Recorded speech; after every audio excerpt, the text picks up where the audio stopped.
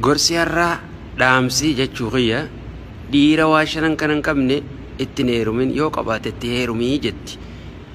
Hanqa shanan kana xumuraatti gurra keessan naaliqeessaa sirritti na hordofa.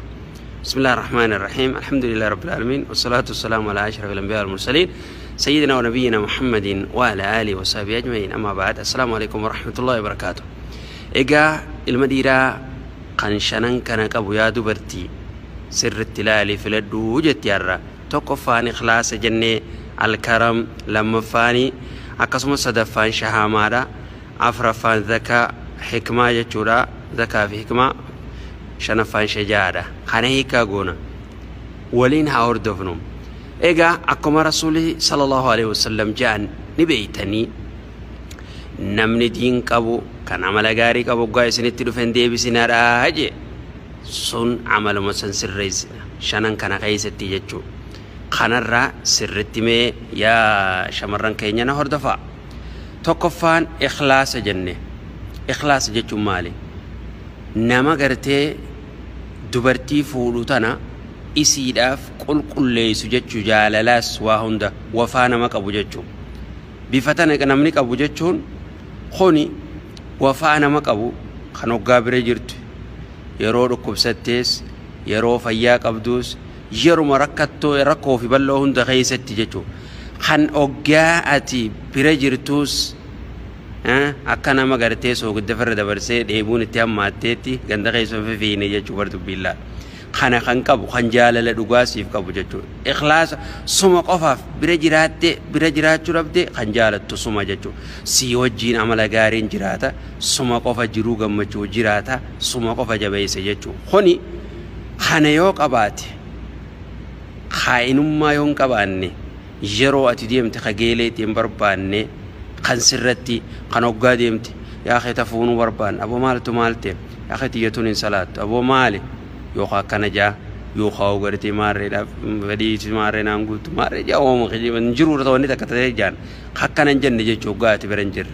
Gisee hundaa akka waan bira jirtuutti kasilaalu ikhlaasa jechuun kan hoggaa bira jirtu hunda hoggaa bira hin jirres akka waan bira jirtuutti amaanaa kan jabeessu jechuu.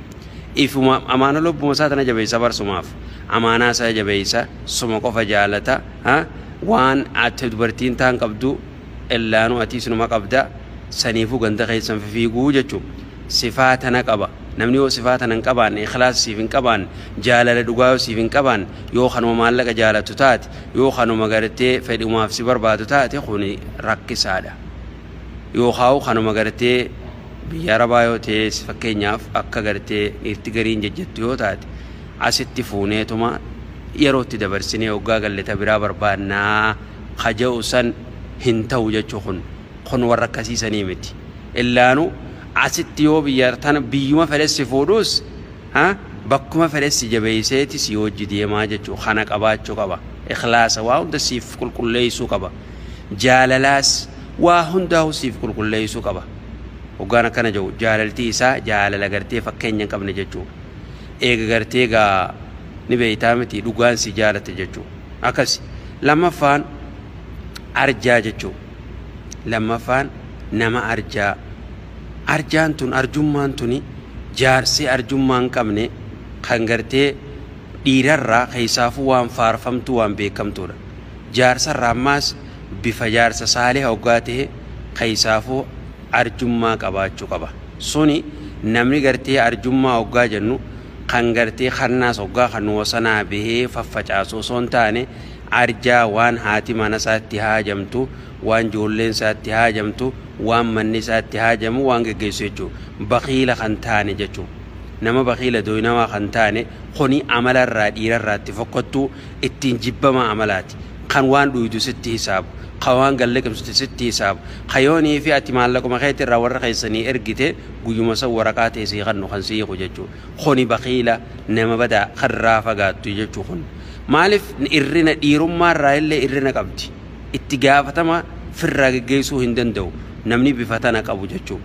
Baqiilummaan kun baqiila yoo mana ol seene nyaata yoo ati goote nyaanni dilli kun maali jaa yoo ati nyaatte maakkana nyaata suuta nyaata wooma hundan dhabu jechuu inni oggu takkallee aboo waan nyaannu hin qabnu alarraa deemnuu fidi tokko takkaa gaaf takka baqiila heerumte nyaata gisee hunda numa gooti wooma garte godhi jeen guyyaa takka aboo waan nyaataan binnu fidi jennaan yaa akhi wooma garte wali goggodhii jetteen ji'een jennaan dhakaa felte ittuma shidde eeggatee hoggaarraa banee laal yaa akhi meerraa ganna gee fidi jen hoggaarraa ganna itee fidde dhakaadha gubatee jechuu harki isaa hoggaa gubatee harke ويا سنبودا كجيلي دي ابنو بتيجين بخيل كناتي جرى رب سن الراقبو خدم نياتا سكور كودو خوفتا سكور كودو خدم واتا كسيتين كانن يو فتنا بيتيتين يو صابونا نابيتيتين نياتا خيبيرا كوتي وان تكرار كاتو يجو سيمتي خنغرتي نمنمان المان سا خن المان سرانر كتن سي في المان سرانر كتن بخيله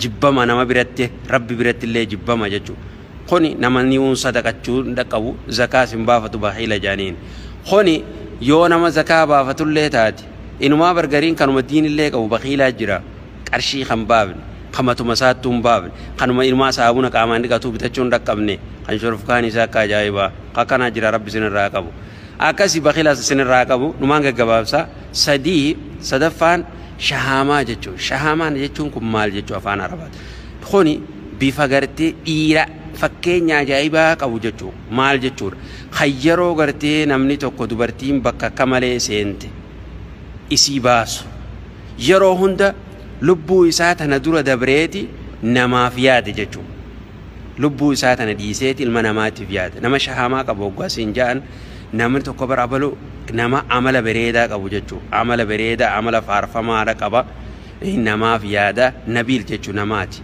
siif yaada bakka hundatti nama hedduu namaa yaadu jechuu khoni akhlaaqa bareeda qaba waan lubbuu isaatiin fedhu namaanis ni fedha jechuu ammaas bakka feete yoo dubartii tana ni gargaara mawqifaati yoo bakka kamaleetti ati arkamtees sibira dhaabbata rakkoos balloos tahee khoni jechuu siimitii nama hunda bira dhaabbata namni bifatana qabu shahama oggaa janabalu ifii dhabeen nama hunda gargaara khoni maalayyaasii hiree maalayyaasii fi ilmaan keeti nama hunda gargaara qarshii warra keeysaniiti ergitu sittiin qorqodu warra keeysan hin tuffatu gariin yoo warra keeysan ammoo waan qabaanne warra tuffatee si tuffata yoo kaasuma tafuudhe tana nama biratti dubbachuu jibba sodaata si tuffate jechuu gatii sittiin godhu ammoo dhiira shahamaa yoo ta'e kan amala gaarii qabu kan bifti isaa bareedduudha nama hundaa wajjiin bakka rakkattettis kasi bira dhaabbatu yoo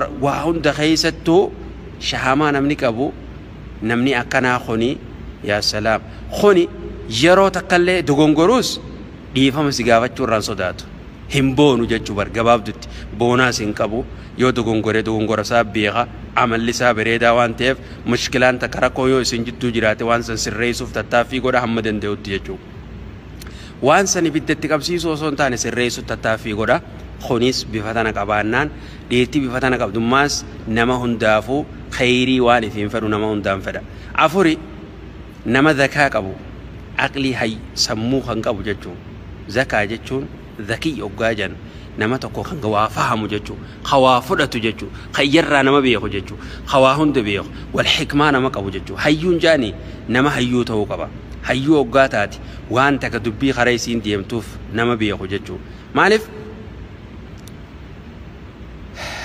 dubartiin oggaa nama kana hayyuu irra gartee nama kanatti heerumuu dandeessi jechuu nama aqlii qabu oggaa agarte kan hayyuu qabu oggaa agarte khawaan takka osoo hin dubbannetti yaadu jechuu ka osoo wooma arke gadi lakkifne nama hayyuu kayoo nama jidduu taa'ellee nama walii araarsuu danda'u kan gartee haadha mana isaatii fi ilmaan isaa kanaanillee deemuu danda'u kan nama hundaanillee deemuu danda'u ta'uudha qaba kariyoo rakkoo takka keesseenillee akkatti keessaa bahu beeku kana jechuu kayoo isii wallola san keessaa osoo hiikkaan geenyetti waan kana akkatti keessaa bahu beeku jechuu yoo namni ol didillee sun hayyuu jaama hayyuu nama aqlii qabu jechuu waan kana laaliitii filadhu sifaan tun dhiirarraa bareedduudha hedduu hayyuu ta'uu qaba bakka dubbatutti jechuudha arraba isaa miizaanee dubbata oggaa waasiin jiru miizaana godhee dubbata waan dubbatu hundartuu itti yaadu malee numan dubbatu jechuu akkanuma firraan haasa'u hayyuu janiin zakii janiin ammaas nama waa fahamu bakkatti waa fudhatu qaba